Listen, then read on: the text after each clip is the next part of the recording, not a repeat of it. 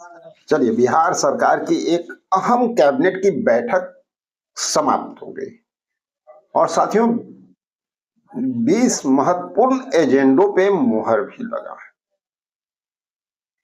तो आइए जानते हैं पूरी बात।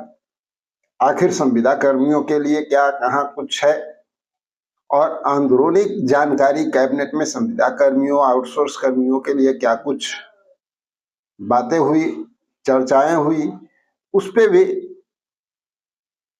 सारी जानकारी आज आप लोग को इस वीडियो में मिलने जा रही है। तो देखिए यहाँ पर सबसे पहले 20 महत्वपूर्ण एजेंडों पे कल जो है मुहर लगा है। उसमें पहला जो है, आप मेन एजेंडे की बात हम करते हैं जो खास है, सब लोग के लिए जानना चाहिए। 400 नई इलेक्ट्रिक बस सरकार लेने जा रही है। माता सीता मेडिकल कॉलेज की स्थापना और उसके साथ साथ एआई आधारित सड़कों की निगरानी प्रणाली पर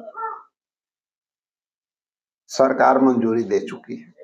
यानी अब जो है माता सीता का जो मेडिकल कॉलेज की जो बात की जा रही है वो तो बनेगा ही, इसके साथ साथ एआई अब जो है आपकी सड़कों का निगरानी करेगा। सरकार ये सुनिश्चित कर चुकी है, इस पे भी फाइनली मुहर लग चुका है। सरकारी कर्मचारियों के लिए विशेष लोन की व्यवस्था की गई है और सबसे बड़ी जानकारी जो निकल करके सामने आ रही है, जो एजेंडा पे मुहर लगा, वो है 31,000 युवाओं के लिए बहाली निकाली जाएगी, रोजगार के अवसर दिए गए हैं। यानी सरकार कहीं ना कहीं काफी एक्टिव मोड में नजर आ रही है।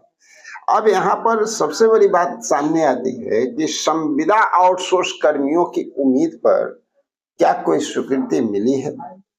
देखिए, यह जो है सामान्य बैठक नहीं था, मानी जा रही थी कि काफी महत्वपूर्ण मुद्दे पे चर्चाएं होंगी, एजेंडों पे मुहर लगेगा। कई विभागों से प्रस्ताव भी वहां पर गए हुए थे। कर्मचारियों का दबाव, धरना प्रदर्शन, ज्ञापन, मांग, हर चीज जो है कर्मचारियों के द्वारा उठाया जा रहा था। स्वास्थ्य विभाग हो, शिक्षा विभाग हो, पंचायत कर्मी हो, डाटा एंट्री ऑपरेटर हो, आउटसोर्स कर्मियों की बात की जाए, ग्रामीण चिकित्सक की बात की जाए, एएनएम की बात की जाए, जो संविदा पे आधारित है। लेकिन एक बड़ा सवाल निकल करके सामने खड़ा होता है, क्या संविदा कर्मियों के लिए कुछ आया है? सभी लोग बहुत बेसब्री से इंतजार कर रहे थे इस कैबिनेट की बैठक। तो चलिए वो न्यूज भी क्या कुछ हुआ है, इस पे हम लोग चर्चाएं करते हैं। चूंकि 20 एजेंडा पे जो मुहर लगा है, खास जो एजेंडे थे वो तो आप लोग को पता चल गया। अब यहाँ पर मेन जो बात है, संविदा कर्मी, आउटसोर्स कर्मचारी या ग्रामीण चिकित्सक, जितने भी संविदा पे आधारित कर्मचारी हैं जो इंतजार कर रहे हैं, उनके लिए नियमितीकरण को लेकर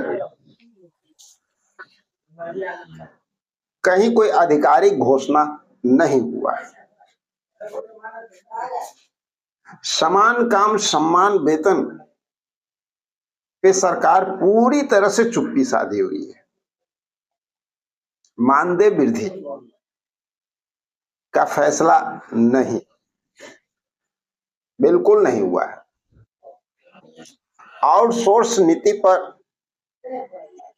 स्पष्ट अपडेट अगर कहा जाए तो कहीं कुछ भी आपको देखने को नहीं मिलते हैं। संविदा कर्मियों को कहीं लाभ दिखता हुआ इस कैबिनेट में नजर नहीं आता है। ये साफ और स्पष्ट है। लगातार कर्मचारी संगठन जो है वो सरकार पे दबाव बना रहे हैं, ये एक अच्छी पहल है। मुख्यमंत्री से रेगुलर हमारे संविदा कर्मी संगठन के लोग मुलाकात कर रहे हैं, ये पॉजिटिव संकेत है। कोर्ट के कई फैसले अटके हुए हैं। कई राज्यों में नियमितीकरण का लागू होना, इस वजह से बिहार सरकार के ऊपर भी अब पूरी तरह से दबाव बनता हुआ दिख रहा है और आने वाले समय में और ज्यादा इसका असर देखने को मिलेगा। सरकार के अंदरूनी जो चर्चा है उस पे भी हम लोग कुछ बात कर लेते हैं। ये जानकारी सूत्रों के हवाले से निकलती है कि अंदरूनी आखिर कौन कौन सी बातें चल रही है और इससे कहीं ना कहीं भविष्य में बहुत कुछ असर होता हुआ नजर भी आता है। देखिए, सरकार रोजगार पे काफी एग्रेसिव है और दबाव में भी है।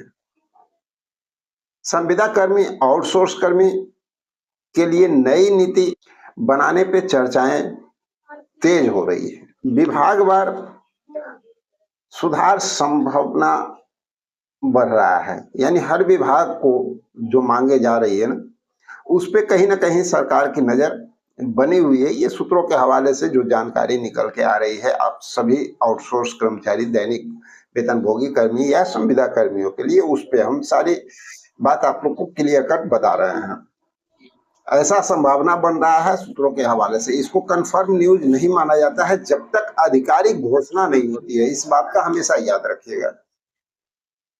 अगर सूत्रों की माने तो सरकार संविदा कर्मियों के लिए अलग नीति बना सकती है। सूत्रों के हवाले से जो जानकारी निकल रही है उसके अनुसार कर्मचारियों को प्रमुख मांग आखिर क्या है, ये तो आप सब लोग अच्छी तरह से जानते हैं। कर्मचारियों का प्रमुख मांग जो है, समान काम के बदले समान वेतन, नियमितीकरण, सेवा सुरक्षा, ईपीएफ, ईएसआईसी और समय पर वेतन, ये कर्मचारियों के कुछ मुख्य मांगे हैं।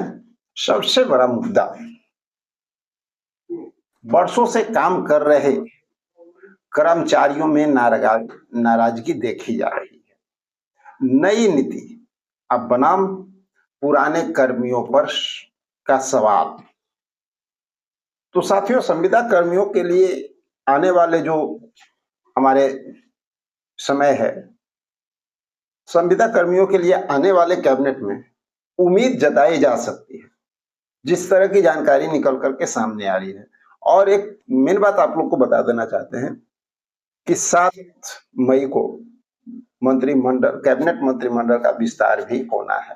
तो संभवतः कुछ जो है, अगला जो कैबिनेट की बैठक की तैयारी होगी उसमें बहुत कुछ निर्भर करता है कि आखिर संविदा कर्मी हमारे जितने साथी हैं या ग्रामीण चिकित्सक साथी हैं, वो सरकार पे कितने दबाव बना पाते हैं और किस तरह से उनकी योजनाओं को लेकर के सरकार गंभीर नजर आती है। वो सब कुछ अगले कैबिनेट तक पता चलने की उम्मीद जताई जा रही है। चलिए मिलते हैं एक और जबरदस्त इंफॉर्मेशन के साथ अगले वीडियो में। तब तक के लिए जय हिंद।